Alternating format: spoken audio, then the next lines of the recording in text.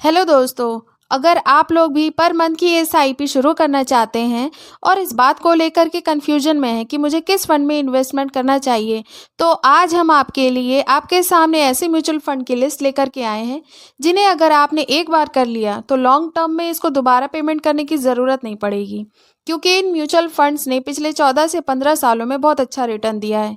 तो दोस्तों, अगर आप चैनल में नए हैं तो वीडियो में आगे बढ़ने से पहले आप चैनल को इमीडिएटली सब्सक्राइब कर लें और बेल आइकन प्रेस कर लें। दोस्तों, सिस्टमैटिक इन्वेस्टमेंट प्लान एक उभरते हुए इन्वेस्टमेंट ऑप्शन में से एक है। भारत में इन दिनों इसकी काफ़ी लोकप्रियता बढ़ रही है और इसमें बढ़ोतरी होने की काफ़ी ज़्यादा पॉसिबिलिटी भी है। आमतौर पर लॉन्ग टर्म में फाइनेंशियल फंड अपने इन्वेस्टेड अमाउंट में नोटेबल इंसेंटिव के लिए 15 से 10 साल की एसआईपी प्लान एक बेहतरीन इन्वेस्टमेंट ऑप्शन माना जाता है।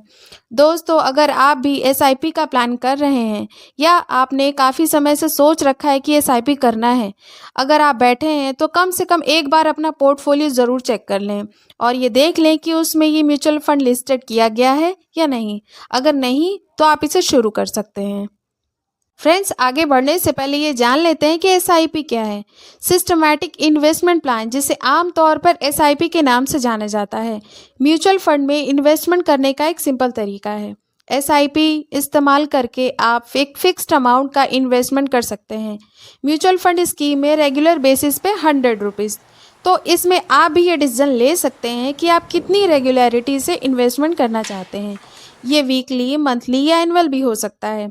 इसे ज़्यादा आसानी से समझने के लिए इसका कंपेयर ईएमआई या सेम मंथली इंस्टॉलमेंट से कर सकते हैं जो आप लोन पर पेमेंट करते हैं। आप ईएमआई का रास्ता अपनाते हैं क्योंकि आप किसी खरीदारी का पेमेंट एक बार नहीं कर सकते, तो आप उस अमाउंट को मंथली पेमेंट में डिवाइड कर लें और अमाउंट को पे करें।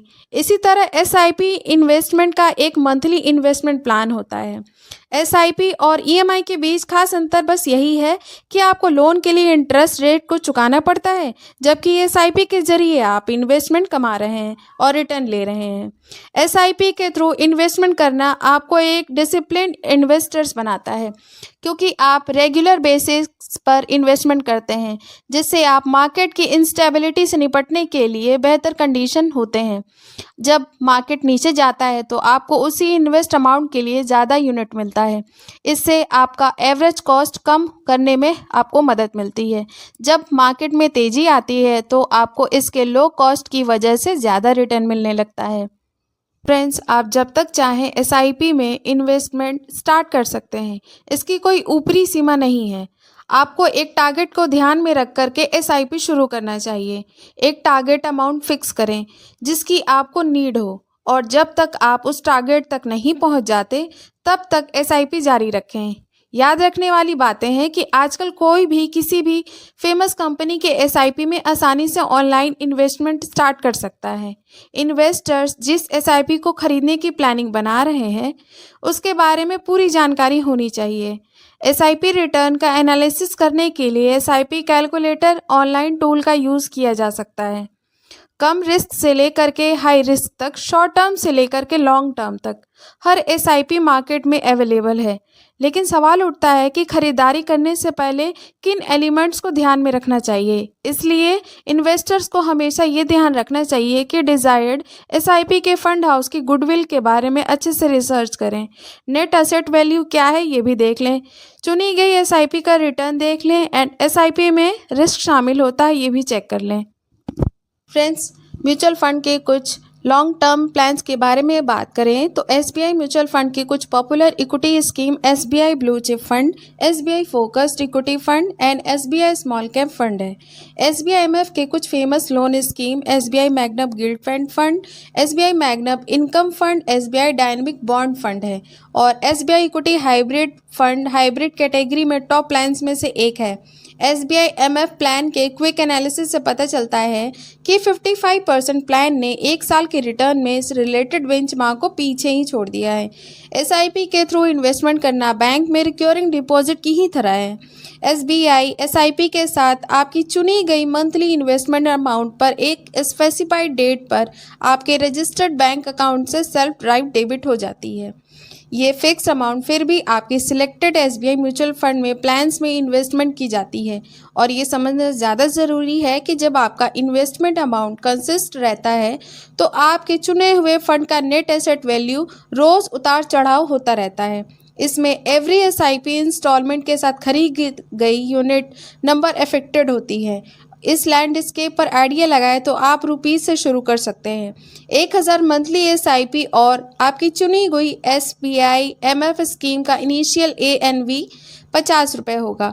आपको 20 यूनिट खरीदने की परमिशन देता है। अगर एएनवी बढ़ करके अगली इंस्टॉलमेंट के लिए 60 रुपये में आप केवल 16.67 यूनिट ही खरीद सकते हैं। इसके अपोजिट अगर एनएवी रुपये गिर जाता है तो 40 आप 25 यूनिट अचीव कर सकते हैं।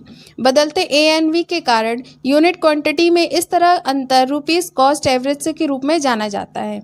आप निप्पॉन म्यूचुअल फंड में भी daily, monthly and half yearly SIP के थ्रू मिनिमम 100 रुपये, 500 रुपये, 1000 रुपये के साथ इन्वेस्ट कर सकते हैं। निप्पॉन म्यूचुअल फंड के लिए एसआईपी रिटर्न कैलकुलेशन करने के लिए आप निप्पॉन एसआईपी कैलकुलेटर का इस्तेमाल कर सकते हैं। आगे क्वांट म्यूचुअल फंड के through manage quant large and mid cap fund 1689 crore के एयूएम के साथ इन्वेस्टमेंट ऑप्शन है। ये लगभग 11 सालों से ज़्यादा टाइम से है। हालांकि इसे थोड़ा रिस्की भरा माना जाता है, फिर भी इसने 20.57% का एवरेज एनुअल रिटर्न दिखाया है। इसने लगभग हर 3 साल में इन्वेस्टेड मनी को डबल कर रहा है, जिससे ये अट्रैक्टिव ऑप्शन बन गया है। एक एसआईपी इन्वेस्टमेंट अपना सारा पैसा केवल एक इन्वेस्टमेंट ऑप्शन में लगाने के बजाय 15 साल या 10 साल के लिए कई एसआईपी स्कीम्स में लगा सकते हैं। इस तरह के इन्वेस्टमेंट से इन्वेस्टर्स के पोर्टफोलियो की विविधीकरण में हेल्प मिलती है और लॉन्ग टर्म के बाद एक बेहतर और हाई रिटर्न की पॉसिबिलिटी बढ़ जाती है। इन्वेस्टमेंट मार्केट रिस्क के अधीन होता है। कोई भी इन्वेस्टमेंट मार्केट की प्लान बनाने से पहले अपने फाइनेंशियल एडवाइज़र से सलाह ज़रूर लें। एंड आई होप आपको सारे टॉपिक क्लियर हो गए होंगे। अगर फिर भी कोई डाउट रह जाता है तो कमेंट में ज़रूर बताएं। वीडियो अच्छा लगे तो वीडियो को लाइक कीजिए, ज़्यादा से ज़्यादा लोगों में शेयर कीजिए। अगर वीडियो में नए हैं तो चैनल को इमीडिएटली सब्सक्राइब करके बेल आइकन ज़रूर प्रेस करें ताकि फ्यूचर में आने वाली वीडियो की नोटिफिकेशन आपको आसानी से मिल सके। मिलते हैं नेक्स्ट वीडियो में। जय हिंद।